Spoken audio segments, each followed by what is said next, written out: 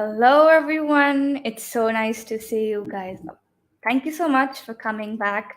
And I am very happy to be back again for my live streams of the podcast.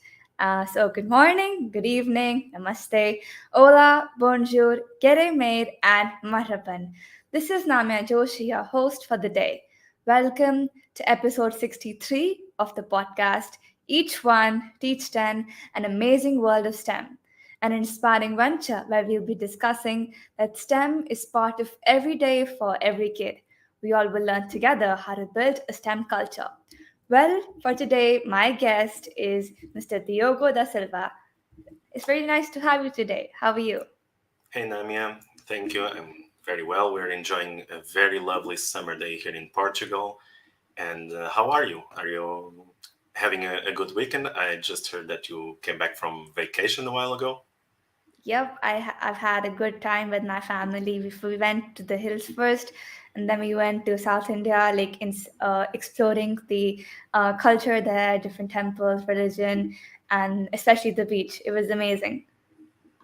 That's awesome and a very good way to spend your vacation. Are you going back to classes soon? Yep, my school's going to start on 11th July, and I've got the holiday homework done, so I'm happy. Awesome. Thank you. Okay, so I would like to take the honor of introducing Mr. Diogo to you. So he's a Portuguese educator specialized in EdTech in the classroom. He led the elementary STEAM program at escolaglobal at a Microsoft Showcase School and now oversees the pedagogical component of Visionarium, a nonprofit organization which aims to empower teachers and students through the usage of STEAM. He has coordinated various projects using Minecraft education. He's a Microsoft Innovative Educator Expert, a Minecraft Global Mentor, and has spent the past few months developing training content in Microsoft tools. And currently, he's developing a Minecraft education project to tackle soft skills. That's really amazing. Thank you. Yeah, we're doing a lot of things right now, and especially that project that I'm hoping to share a bit with you today. Yep, sure. So, as I've introduced you to the audience, we would love to know more about you and the work that you're doing, and what are what are the future coming projects from your side? Okay, so hello everyone. My name is Diogo da Silva, and as Namia already introduced me, I'm an elementary and lower secondary teacher, specialized in educational technology. So I would like to, contextualize my history a bit and how I became a teacher because it's actually quite relevant to all the topics that Namia talked about.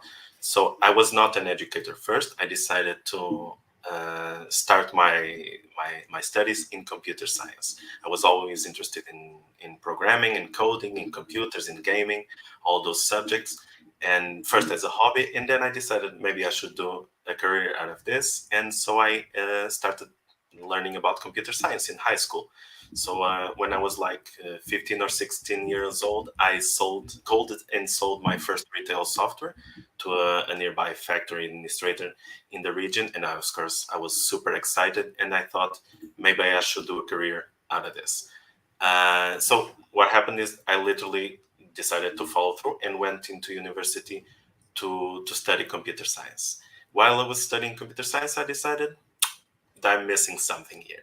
And that missing part was also another passion of mine, which was always education. And I always wanted to give back, always wanted to work with students. And I started very early understanding how the power of algorithmics, the power of computer science in education could benefit students. And so I decided to make the jump. I started learning how to be an educator. And then in my first years of education, I was already working with algorithmics in the classroom. I was already working with game-based learning at the time. I was doing very, starting projects. So if anyone is familiar with Dungeons and Dragons, that's something that I actually implemented in the classroom to teach Portuguese, to teach language class. And it was like kids loved it, which actually, gave me that feeling that this has potential. And eventually I got to implement Minecraft for storytelling, even before it was Minecraft education. So that was just my first step into, like, ed tech as a means to teach. And I can also say that the first time I implemented Minecraft, it was not well. I had to actually justify, because this was too early. This was even before Minecraft education, and we had to justify. There was a lot of misconceptions. There was a lot of doubts about how gaming in education could be beneficial, and so I had to work a lot towards convincing administration that this is something that can work. This is something that we can work with. But then, as Namia mentioned, I was hired by escolaglobal. I applied for the position of STEM teacher, and this was a changing moment, because the administration at that school was very open for experimentation with EdTech. They understood and believed in the power of EdTech and EdTech solutions, and so I was able to get in contact with more tools, like, for example, Make Code, STEM methodologies, EdTech solutions, like I was saying, Minecraft and robotics and Lego and other tools. And eventually I worked there, and it was a very successful time, both personally and also for student development. And eventually I became the STEAM coordinator, and developed their STEAM curriculum, which led me eventually to some opportunities. Namia has already had some guests that coincidentally I met in Microsoft's E2 in Paris. For example, Pekka Uli I met him there, and we were together even last month.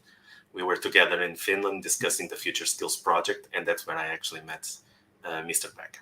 So when it comes to Visionarium, basically what we did is, no, not we, but basically what Visionarium is a non-profit organization that aims to bring STEAM to the masses and to schools. So STEAM is actually something that is still permeating into Portuguese schools, and Visionarium helps teachers by providing training in that methodology, and it is being something that I'm very passionate about. Of course, I took the opportunity, and I have to, of course, it's for someone who is into education and technology, it's kind of a dream job. So having this background that I described, it was only natural that I would go into something like this. But I know that not every teacher has the same background. Not every teacher has the same readiness to technology, because I had a different experience in the past. I had a different training in the past. I was also always looking in technology. So nowadays, what I'm dedicating myself to, also through Visionary, is the developing of training materials for STEAM, for EdTech, so that we can provide the tools for teachers to actually be able to use technology, because we are seeing a push for computer science to computational thinking, computer science, programming, robotics. We are seeing this push into schools, and there's a necessity for teachers to be trained with quality training, and for them to be able to feel comfortable teaching, because I am a teacher first, and it's, of course, I also know that when I'm not comfortable, when I require training, it's difficult to get that head start and to start working, with a new tech. It's scary. We have doubts, and we might have some. Okay, I need some more time. I have some. I don't know if I'll be able to do it, and we want to work with those feelings in order to be able to get teachers to the point where they can handle, everything that. Related to EdTech and to all these new technologies, because right now we are being overwhelmed with technology news almost every day. I absolutely agree with that. And it's like so interesting that, you were first interested in computers and gaming. And exactly that's what happens when you have a passion, you can turn that into a career. And that's really inspiring that you wish to give back to society whatever you have learned. And I absolutely agree with you that computer science has a lot of power in education. And when you mentioned about, when you started using Minecraft education, when it was not Minecraft education, that people have and still have, the misconceptions about gaming. But I totally believe that when it is harnessed for the good, it can be and it will be and it is the best students for a best tool for the students. And as in then you also mentioned that not every teacher has had the readiness for tech, and they still agree to that, and COVID-19 has showed that to us, that because whenever teachers never knew about just these tech tools, but that is what gave them the ability to learn about that. And still, as you mentioned, that the necessity to be trained is because STEAM is important, and technology these days is very important because as you mentioned, it is giving us different news every day, that as we're talking about Minecraft and AI. So there's still more developments happening. And if every teacher is being able to use tech, I think that would be the best thing, because making the classroom engaging with technology is what makes students more engaged. And that's what helps to enhance the bond between the teachers and students in the classroom. Yes, that actually has to be an update because not a software update, but an actual update, because if society is surrounded by tech nowadays, we live with tech in our hand most of the time. We work with tech in our hand. If we don't Exactly. update school to be able to, give a proper response for the society, then of course students cannot be engaged in the same way. So that's why Mhm. we actually need to update school. Exactly. And as you're mentioning about student engagement, I believe that it remains very important to learning, and teachers are always looking for new methods to engage and encourage their students. And you spent a lot of time striving to empower teachers and students via the use of STEAM, as you were mentioning. So, can you provide us some ideas for educators on how to increase the participation of students in pedagogy? Of course, STEAM, and that is a lot to talk about. Student engagement and student participation in the the teaching learning process. And STEAM is actually a methodology that is very engaging. Just to talk a bit about how it works, but basically, it's a methodology that promotes collaboration between students, communication, problem-solving skills, and it is basically meant to create an environment where thinking outside the box, looking for a solution, is much more important than to just learning about the theories. So imagine you get a group of students together, and that they have to solve a problem, and you give them the tools to solve the problem. And the tools are usually, they have to, because this is actually a very interesting process, I'll talk a bit more about how to develop an activity also. But they have to use different tools from different subjects in order to properly solve a problem. So, and it's literally sparks innovation. It's designed to spark innovation and designed to work with student curiosity. And it's much more interesting for a group of students to have to come up with a solution to a problem than it is to just follow a series of steps and repeat that exercise. One thing that I always liked when I was studying in education was the concept of a problem. A problem is not an exercise. If I give you an exercise that you have solved before, I cannot call it a problem because basically you're repeating, rehashing the same process that you used before. That's exercising. A problem, you sometimes not don't even have all the info at the start, so that you have to ask for info, you have to gather information, you have to understand what's going on that you need to solve. That's actually a problem. So that's why the problem solving aspect of these projects is so awesome. So it's also for those that have followed learning theory and teaching theory. It's also constructivism, because students will construct, develop, create their own knowledge through experience. They'll learn by doing, and of course, it's the best part. It's hands-on, so it's not sitting down and reading. It's making things happen, and that's why the learning aspect of STEAM for me it's so valuable. I will always enjoy the fact that we sit down and we find a solution and we create. So let's say, for example, um, like you're developing a STEM activity.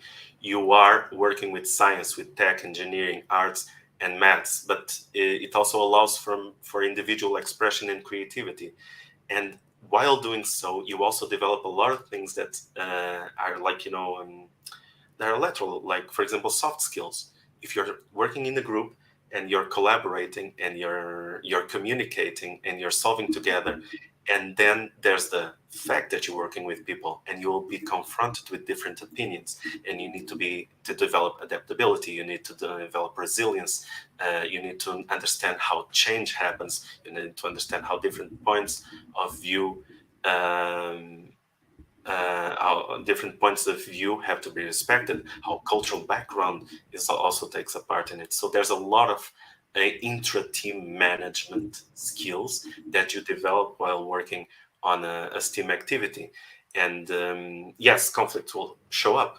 In every situation, conflict will show up because different opinions, different approaches, different methodologies. Sometimes you'll have to experiment to find something. Sometimes you'll be able to convince your colleagues that this is the best by giving them facts. Look, this happens because of this, this, and this. I have the facts here. We should try this way. So there is an immense potential for development, and like not only on the technical and but also on the soft skill development. So I can give you an example because I always like to be pragmatic when it comes to talking about something. But let's do a small example. So a STEAM activity, I decide to challenge my students to create a bridge that goes over a canal, like for example in Amsterdam.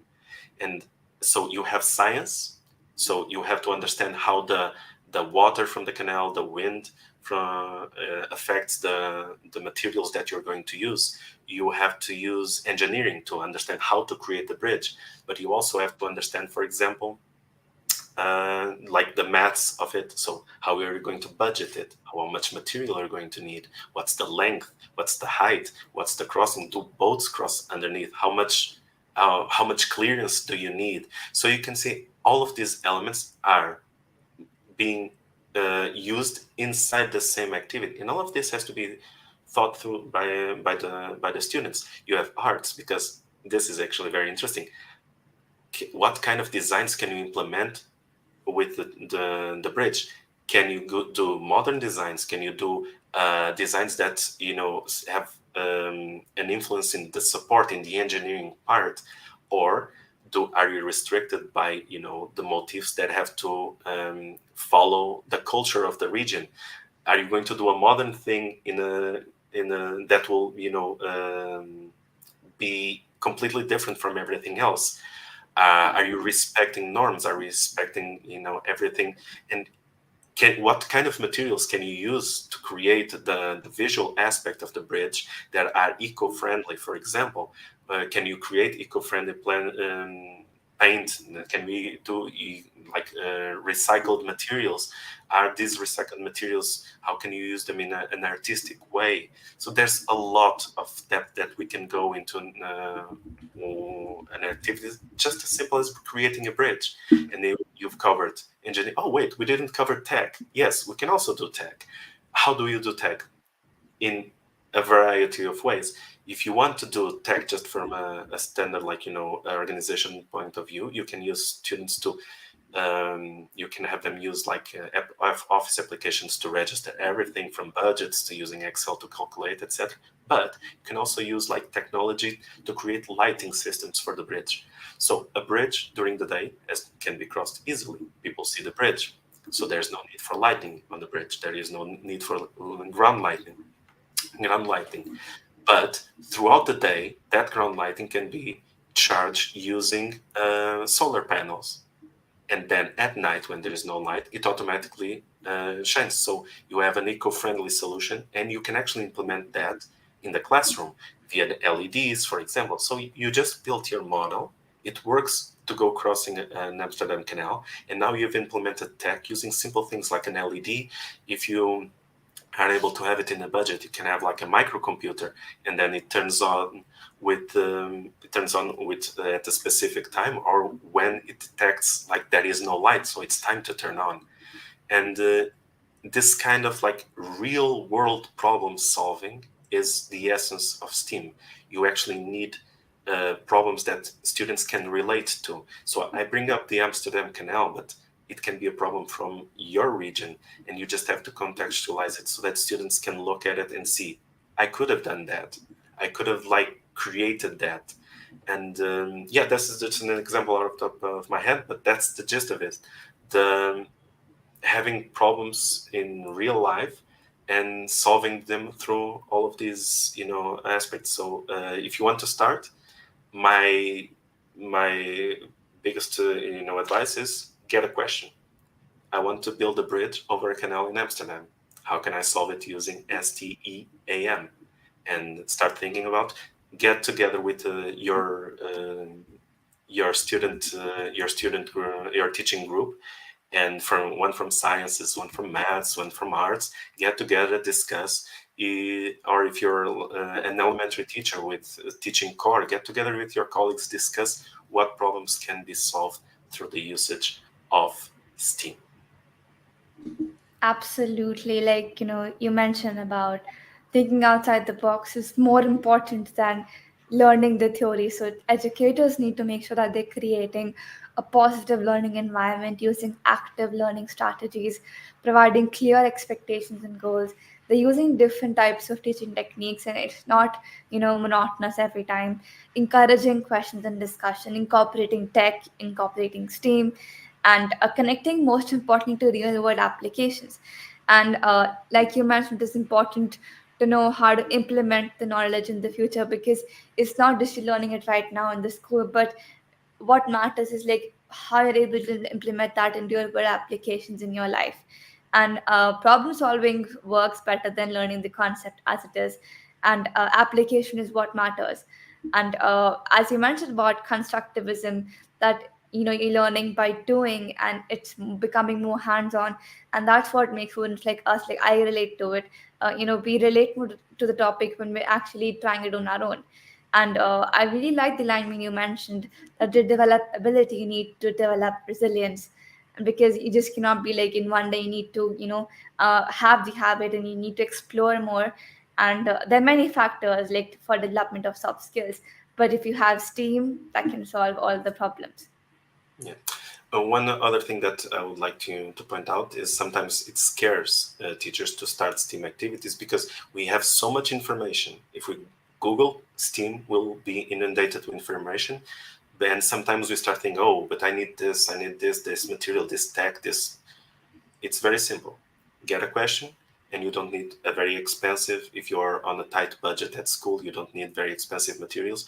All you need is a good question and something that your kids, your students can relate to. That's basically the most important. Absolutely. And we have like many comments coming in, so I think we can show some. We have Miss Tanya Gonzalez joining us today. And we also have Miss Monica Joshi joining us today. We have Mr. Frank Moody joining us from Pittsburgh. Thank you so much for being here. And there's a comment for you by Miss Monica. Thank you. And let's see what else can we have. Yep, we educators need to be open-minded, embrace change, and face this together. Technology can make a big difference when used properly.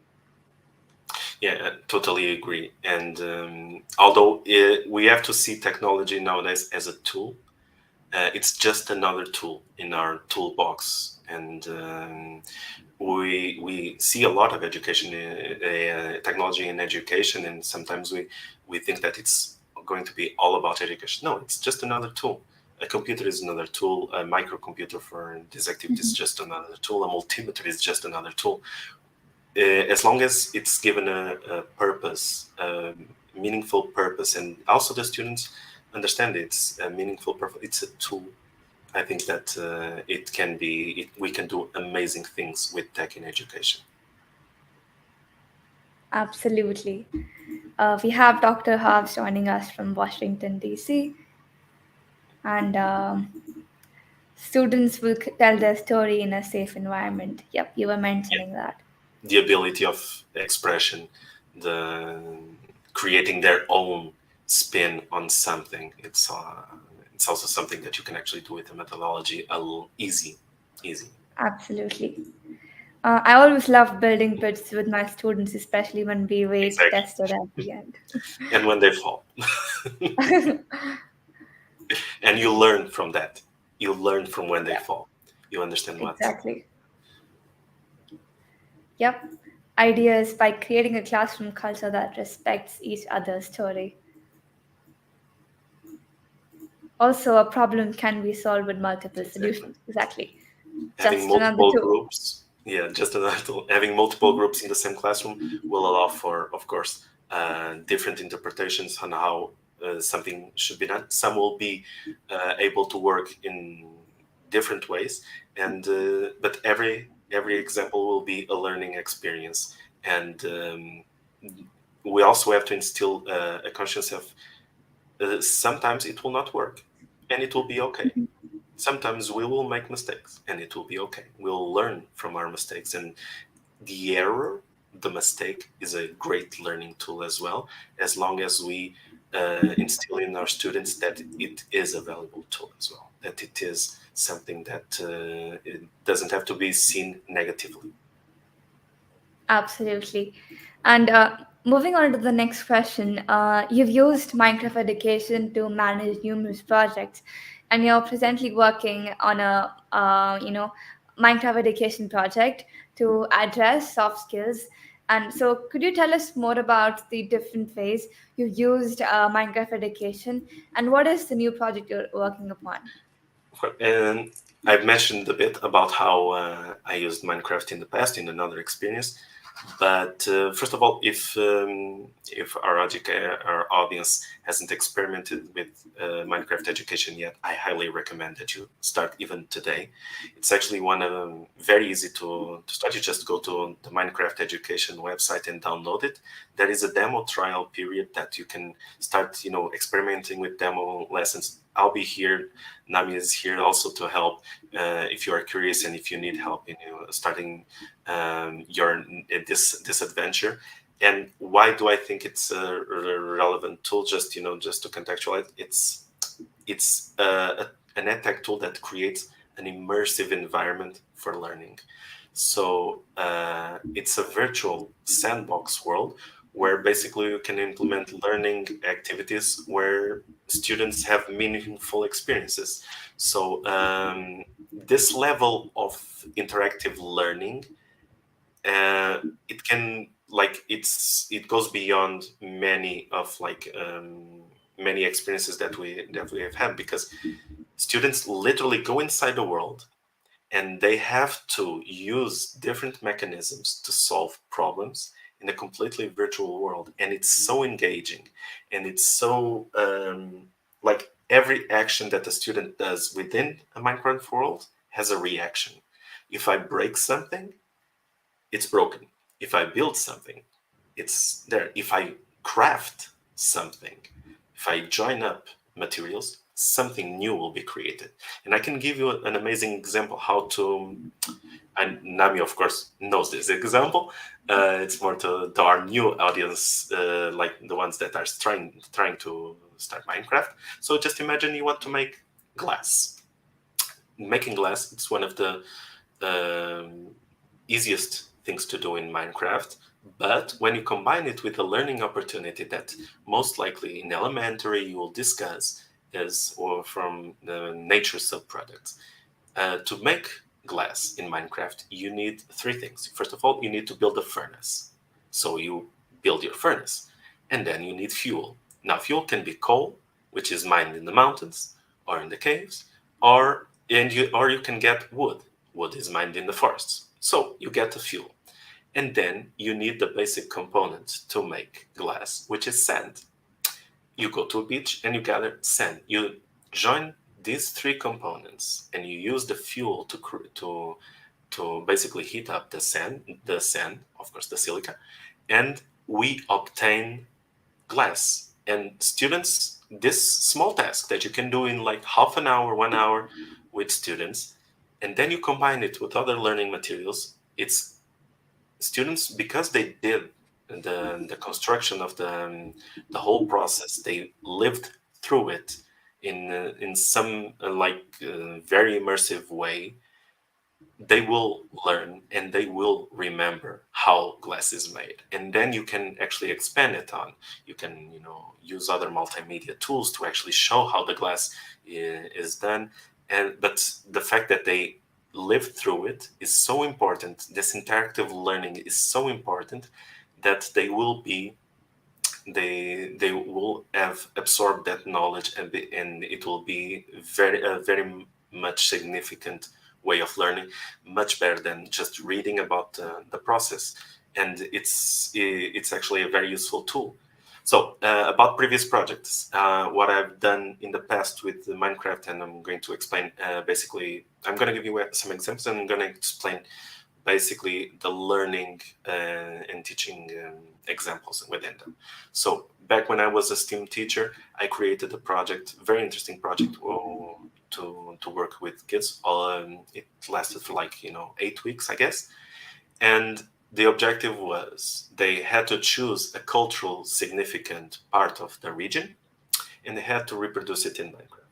Okay, very simple example. But what differentiated it was the fact that, first of all, Minecraft has two modes, creative mode and survival. There is also an extra mode, but it's usually based on survival mode. So survival mode and creative mode. Creative mode allows you to create everything, having access to everything. It's amazing for expression. And you can challenge your students to create, for example, a sustainable building, for example, or a solution like the bridge solution can be done in Minecraft. Create this and they have access to everything, and they only have to worry about that. Now, the other mode, called survival mode, students don't have access to everything. If they want wood, they need to go to the forest. If they want stone, they need to go to a quarry. So by combining the survival mode with a method of work and getting the whole class to work as basically a work team, we were able to create a fantastic learning experience. So what we did was basically the whole class was divided into groups. We had the builders, we had the gatherers, we had the tool makers, we had the carriers. Everyone had a job, and they had to fulfill that job. And so if there was someone gathering wood in the forest, the toolmaker could not produce pickaxes until the wood arrived. And who brought the wood? The carriers. So the wood workers were getting the woodcutters were getting the wood. The carrier would go and get the wood, bring it to the toolmaker, so that the toolmaker could make it, and the carrier could take it to the quarry so that stone could be harvested. And all of this was made so that there was an understanding of how can we logistically plan work. And this was very challenging in the beginning.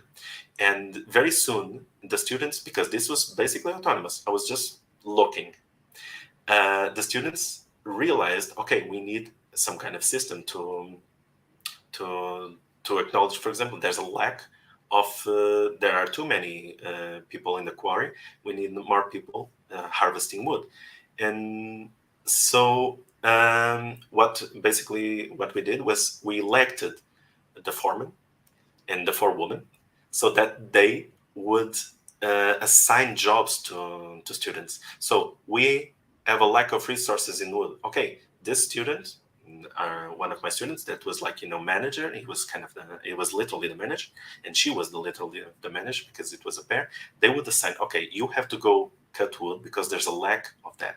And so they went, and the production increased, and so we were able to continue the project. And this, as a learning opportunity, was amazing. Not only did they learn about the processes of manufacturing items within Minecraft, but they learned the logistic of it. And this was done with 8 and 9 year olds.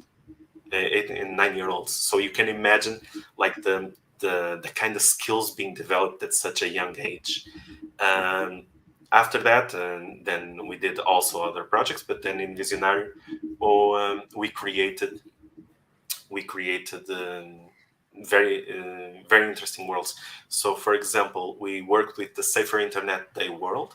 We created a world to basically teach internet safety. This was done for a project that was in collaboration with the National Police Force in Portugal. And basically, students had challenges that they had to overcome. And those challenges were usually like, for example, password safety, misinformation, and how can keep your data safe on the internet. So and they had to overcome these challenges, and this was a gamified world. So when you overcame a challenge, you gain a badge that will show that you actually went through that and you completed the challenge. And this we created also for this world. We also created an interactive video. So basically, the world of Minecraft, you can be played in with Minecraft. But if teachers want to just utilize the world as something to contextualize, and you want to use the interactive video to navigate the world, you can actually use it. Then we did the Flower Festival for the Madeira Islands. Madeira is a region in Portugal that's in the middle of the Atlantic. Middle. And they have a flower festival, a cultural festival in May every year. And they basically have activities which involves flower beds and some hope messages. And we developed activities based on that. All these worlds are online, by the way, and can be downloaded via education.minecraft.net if you want to experiment with. But this world was special because it was the first time that we were implementing learning activities with actual, manuals for teachers that they could implement in their classrooms. And I think it was between visitors and the local students, it was a few thousands of students that had access to this world and still do. So the world can still be accessed. And the activities, first of all, the world was contextualized in a very famous plaza in Funchal, in the region of Madeira. We built the whole plaza. We tried to make it as accurate as possible so that someone that actually visited the place knows about it. And I remember this, so that they get very quickly interested in.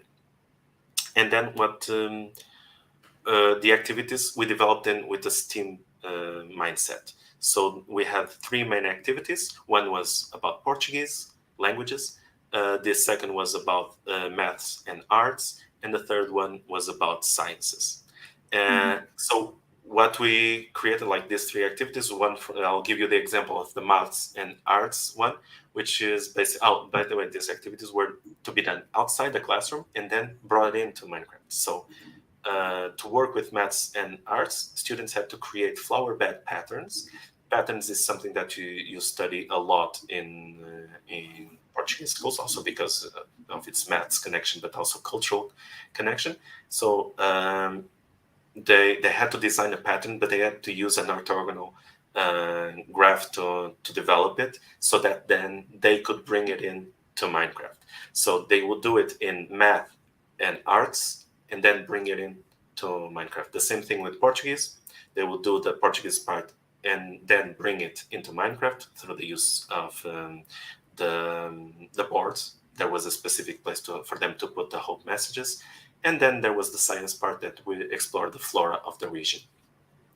And our latest work in Minecraft was the computational thinking world, which was contextualized in the Azores region of Portugal, which is also an archipelago. And the world was built contextualized on the region's landscape, so volcanoes, lots of pineapple farms, lots of green hills, lush green hills, many cows and big, beautiful lagoons. And the world is all about computational thinking, which is a skill that is actually been very talked about right now. Um, I read an article about how OECD is giving much relevance to it, and it will probably be in the PISA scores 2025. So that's also something that schools are looking into. We know that schools are looking into in Portugal, and it's actually a very important skill connected to algorithmics and etc. But students had to go into this world, and they were tasked with three challenges: deconstructing problems, so they logic puzzles, and one of the cutest ones, which was my favorite, which is the pineapple distribution line. So they had to move pineapples alongside a treadmill, but they had to instruct the machines on how to do it. And for that, they used specialized blocks to actually move it and develop algorithmic thinking through that. So the pineapple has to move in certain directions, but they have to plan the directions that it will move. And these were the latest projects. Very engaging worlds, very beautiful worlds. If you have time to look for them, you just go to education.minecraft.net and just Google Festa the Floor and Google in a Safer Internet Day, and you'll find them. About the new project, well, there is, I cannot say a lot about it right now because it's still in the development phase, but it's a project that's very dear to me. And basically, it involves a cross collaboration, an international cross collaboration of students in Minecraft to develop, and it's based on soft skills. So it's purposefully built to develop soft skills in students: organizational soft skills, collaboration, cultural respect, also the ones that we were talking about in STEAM, the resilience, adaptability, how to communicate, how to properly communicate, how to develop tolerance. And the project aims to create something different that we haven't seen before. And if anyone wants to join this project, I'll leave my contact so that you I'll leave my contact so that you can apply to participate in this project. There is no Minecraft education experience needed. It's also part of our project to showcase how teachers can use it to give training, give materials. So it's easy. Just drop us a line. I'll have my contacts in the end so that you can. And that's basically it. I will not reveal as much as I want to right now. I also want to be a surprise, but it's going to be something that we hope it's an amazing and a creative and awesome opportunity for students. That's amazing. And I absolutely agree with you mentioned about Minecraft being a immersive and interactive platform for learning. And like you were mentioning about, how to build class and students are learning about logistics of, learning the construction skills inside Minecraft. And that just reminded me of chemistry itself because we have the, update that came a few, I think, 1 or 2 years ago about making balloons and making different acids and then creating the elements like using HCl in the dispenser, and then you're creating the acids and making a reaction, and sometimes it will just blast and then sometimes it will create something very beneficial. So again, like Minecraft in a way, and especially Minecraft education, to engage students to learn about things that people learn like when they're in higher grades, but then you can do it in a fun way even when you're like 8 or 9. So that's a wonderful way. And I, like you were mentioning about different projects, I remember about the pineapple one because I have seen, like, I actually experienced one of the part, like creating a, I think, Portuguese dish in that. And Mm-hmm. it was like an amazing experience for me in the Future Skills conference to do that. And I remember configuring the bug on the side when you Yes, create the, it didn't work, but then that's how we learn from our mistakes. But exactly. absolutely, the world was amazing. I actually love the word a lot. Yeah, that activity that you described, the problem deconstruction. So it's basically dividing a problem in several steps. Also, very important skill that many educators might have had contact with already, because it's actually something that we do basically every day. But it's now been given more relevance, and it's part of these guidelines from computational thinking.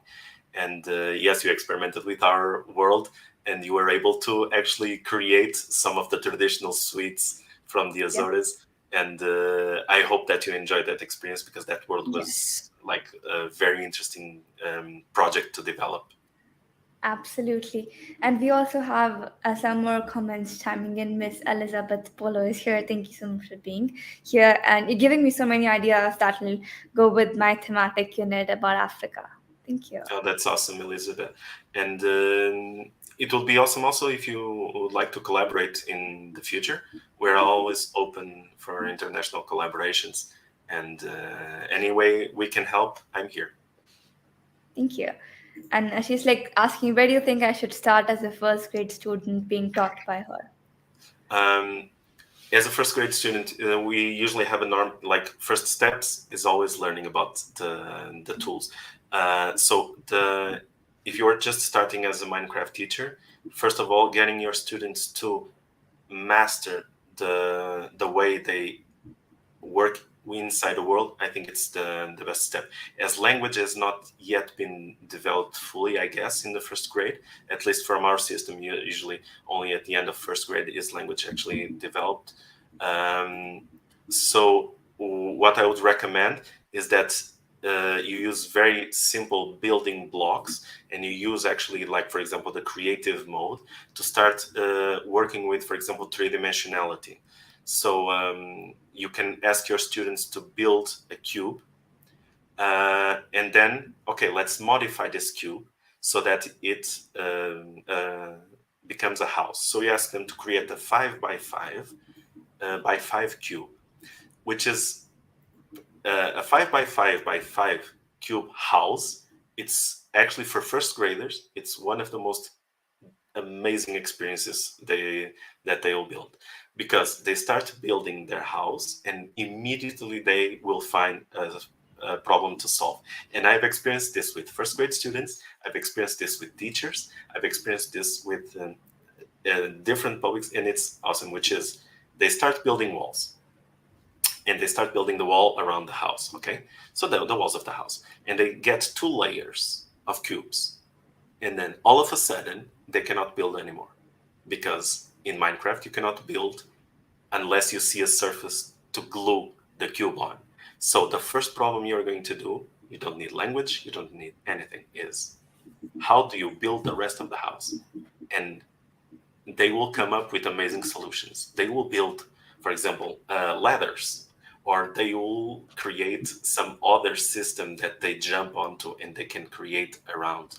But that first step, that baptism activity, I would recommend to just start off with. Just showcase them how to use the platform. Now tell them, like, okay, you can use these blocks or these blocks. Usually colored blocks are the easiest ones to start, or wood blocks, and just start building a house, and you'll see that organically problems will start arising, and you'll actually have, meaningful activities starting to develop on their own.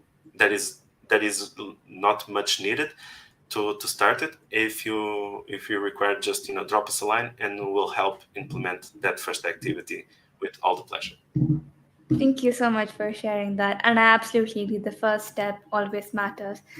And Miss Tanya is saying that my kids are listening while we are driving, and Mikey just said Minecraft makes you create. Yeah, totally. Minecraft allows for infinite expression. You can basically create for example, I talked about the survival mode, but if I can talk a bit about the creative mode still, it's you can challenge your students, you can challenge your kids. Okay, let's build something. Let's represent something. I saw in the comments something about an international art exhibit of flower beds, for example. But build your ideal park. Okay, we have a street here, and it's a very crowded street, a lot of traffic. There was actually this example. I don't exactly remember the city that it was in, if it was, but okay, this is very crowded street. No, no place for people to walk around. Okay, you have this. Transform it into a park, but you have to also do one thing. You have to divert traffic.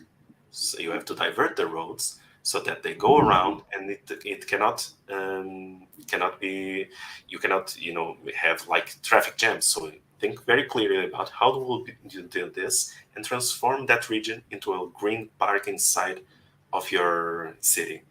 That's a challenge you can do easily in creative mode. Just have a city and transform it.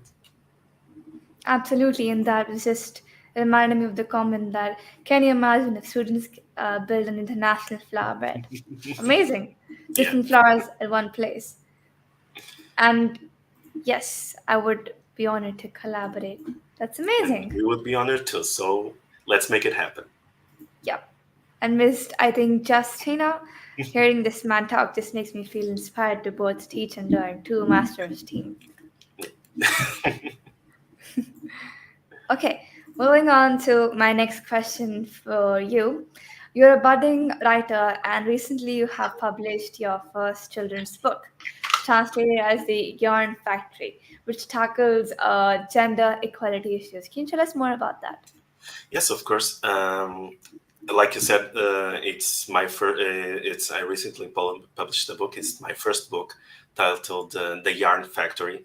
In Portuguese, it's called "Fábrica de Novelos de Lá," and it's a very endearing story about a girl mouse called Mimi, and she's a kind of a perfectionist and by far the best worker at the titular yarn factory.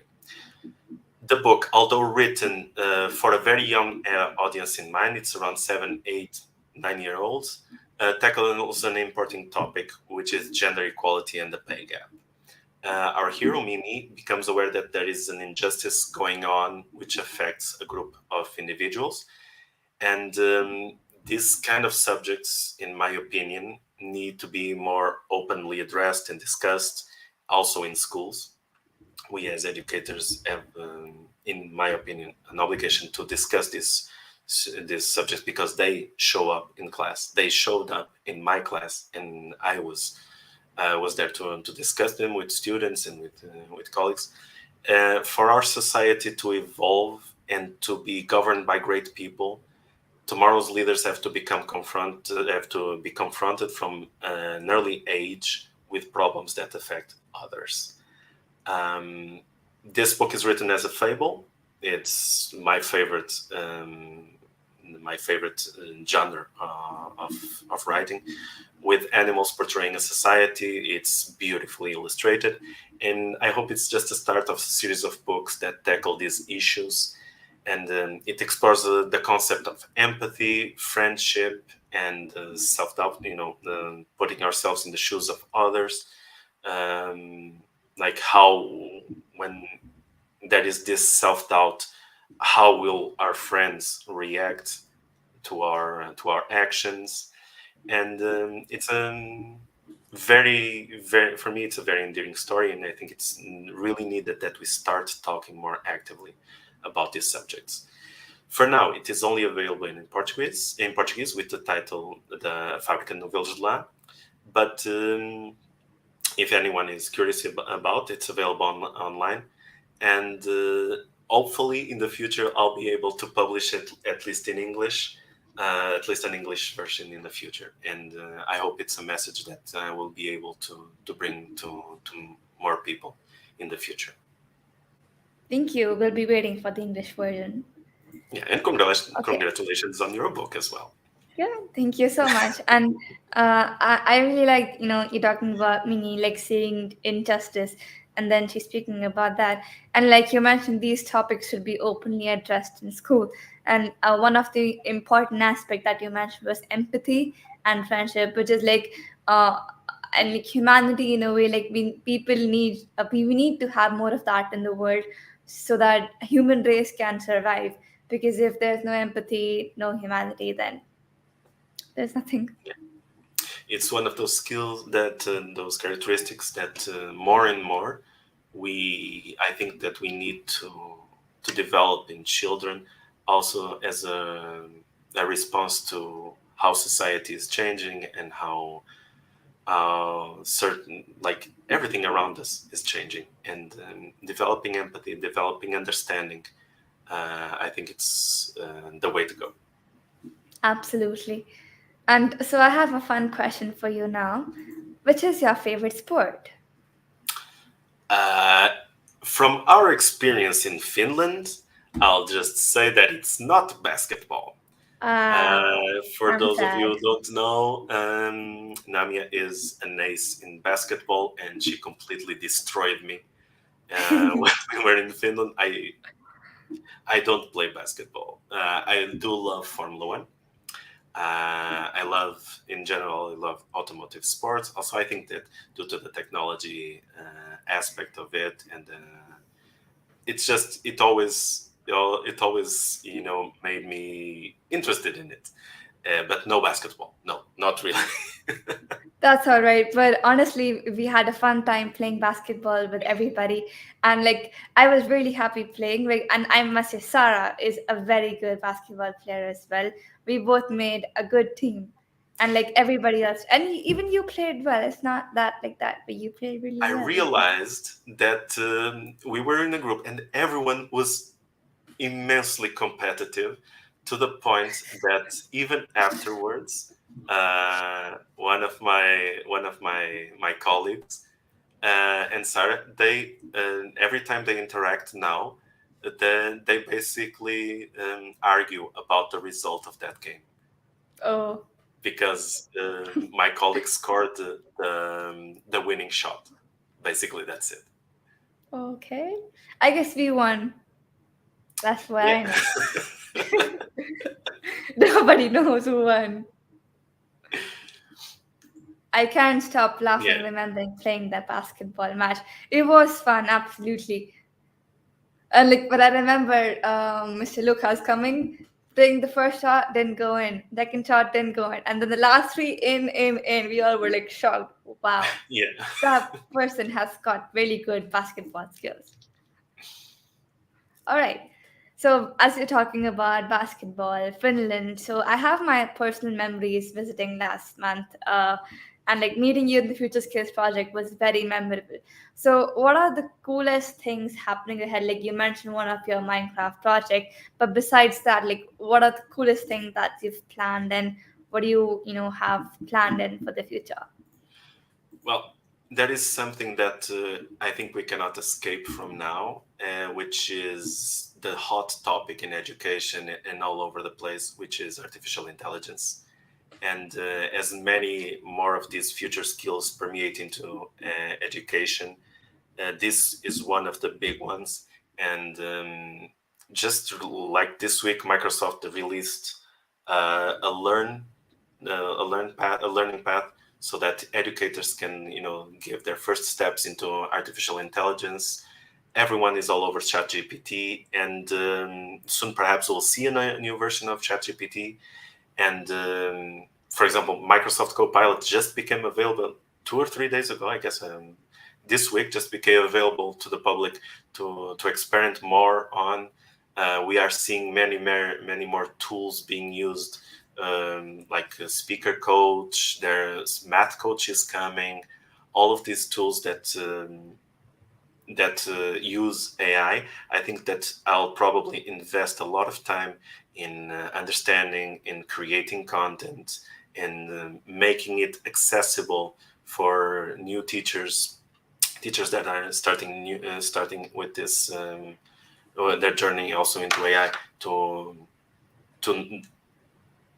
avoid the misconceptions, don't have those fears, because it's a lot of information right now. We just kind of are done implement not where most places don't even, but we just got coding and robotics, and now all of a sudden, okay, you have coding and robotics, now it's AI. And we're like, okay, calm down. And so I think my job will be trying to create a way of introducing this to teachers, into schools, into students. And also a thing that is very important to me is how it's the ethics of AI. So how can we properly use AI as a teaching tool, know its ethical limits and regulations. We have to understand that it will probably lead to some workforce displacement. So new jobs will arrive, and some will probably become obsolete in the future. And so we'll have a bigger need for upskilling and reskilling. And so I think it's a big focus of mine right now to create create pathways for teachers and other professionals that want to learn and engage with artificial intelligence. And that will be very important in the future. And from my current mission as an educator also. As a personal projects, I think, and personal development, I think I'll look at a lot into computer vision, which is something a lot of science fiction has tackled, but it's currently becoming a reality. We will definitely be seeing more ways to interact with the digital world via computer vision. I've already started researching a bit about how to make things happen. For example, I'm looking into making my coffee maker work when I give it the Spock sign from Star Trek. That's my current project. So, but I think it will have a practical technical application in the future. It's a digital skill of the future, also associated with AI.